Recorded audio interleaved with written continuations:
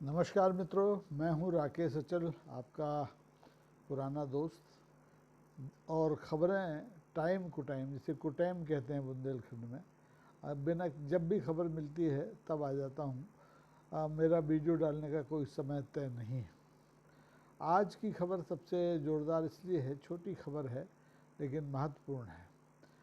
देश में इस समय आपको मालूम ही है कि हरियाणा और जम्मू कश्मीर में जो चुनाव चल रहे हैं उसको लेकर के वातावरण पूरे देश में गर्म है। माननीय प्रधानमंत्री हों, माननीय राहुल गांधी हों, सब लगे हुए हैं।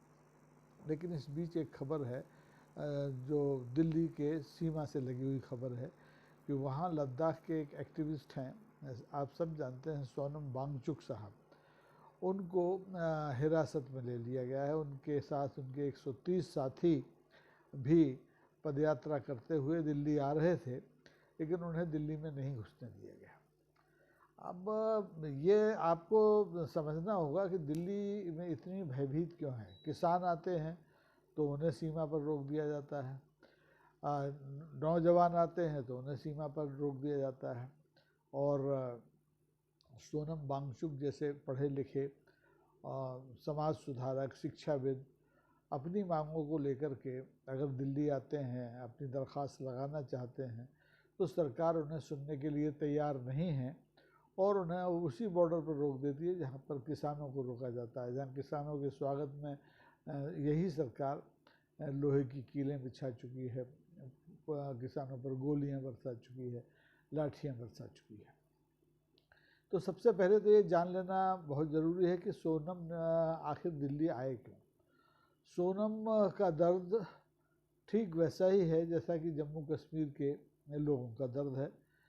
सोनम का जो गृह प्रांत क्षेत्र है लद्दाख, वो किसी ज़माने में जम्मू कश्मीर प्रांत का हिस्सा होता था। अब वो केंद्र शासित राज्य है पिछले 4-5 साल से, 2019 से शायद।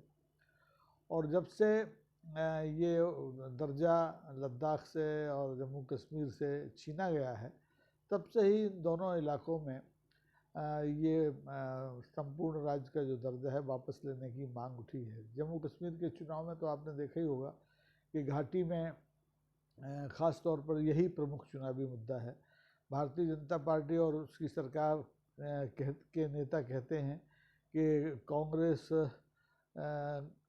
10 जन्म ले लें कांग्रेस के नेता तो भी अनुच्छेद की धारा 370 की बहाली नहीं कर सकते, और संपूर्ण राज्य का दर्जा तो एक अलग बात है। ये दर्जा तो हो सकता है सरकार भी देना चाहती हो, लेकिन फ़िलहाल चुनावी मुद्दा ये नहीं है।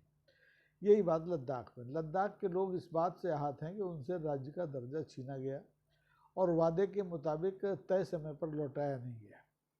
वांगचुक की और भी मांगे हैं। वांगचुक चाहते हैं कि जो उनकी भाषा है, क्षेत्र की भाषा है, उसे अनुसूची 6 में शामिल किया जाए और राज्य का दर्जा वापस किया जाए, और बाकी छोटी मोटी तमाम मांगे हैं। इन मांगों को लेकर के 58 साल के सोनम पिछले दिनों आपको याद होगा कि एक लंबा अनशन भी कर चुके हैं, और अनशन गांधीवादी तरीका है। तो ये मानने में किसी को कोई हर्ज नहीं होना चाहिए कि सोनम वांगचुक जैसे लोग आतताई तो नहीं है।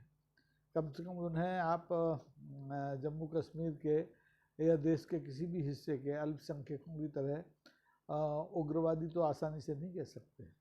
ये नहीं कह सकते हैं कि वो किसी विदेशी ताकत के इशारे पर सरकार के खिलाफ आंदोलन कर रहे हैं। सोनम ने जो प्रयोग किए हैं लद्दाख में अपनी जनता के लिए, वो बड़े अनूठे हैं। आप कभी फुर्सत हो तो गूगल पर जाकर उनको सर्च कर सकते हैं, देख सकते हैं।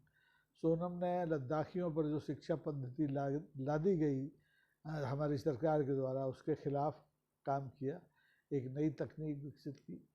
और जो लद्दाख की परिस्थितियां हैं, उन परिस्थितियों में लोग कैसे कम से कम कष्ट का सामना कर पाएँ, उसके लिए उन्होंने सौर ऊर्जा के माध्यम से जो कुटीर बनाए, जो रहने के आवास बनाए, जो मल विसर्जन के तौर तरीके ढूंढे, वो बड़े अनूठे हैं। और सब जानते हैं कि सोनम की इस कामयाबी को लेकर के ही देश के नामचीन अभिनेता हमारे जो आमिर खान साहब हैं, उन्होंने 3 इडियट फिल्म बनाई थी, बड़ी लोकप्रिय फिल्म थी। और उसमें जो संदेश दिया गया था वो सोनम के ही प्रयासों का और सोनम की ही शिक्षा पद्धति से जुड़ा हुआ संदेश है। तो ऐसे व्यक्ति को सीमा पर रोकने का क्या तुक है, ये किसी की समझ में नहीं आता, मेरी में तो नहीं आता। आपकी समझ में आता हो तो आप ज़रूर बताएं। जब आप ये वीडियो मेरा देखेंगे तो आप अपनी प्रतिक्रिया दे सकते हैं। लेकिन मुझे लगता है कि सोनम न तो आतंकवादी है, सोनम न पृथकतावादी है,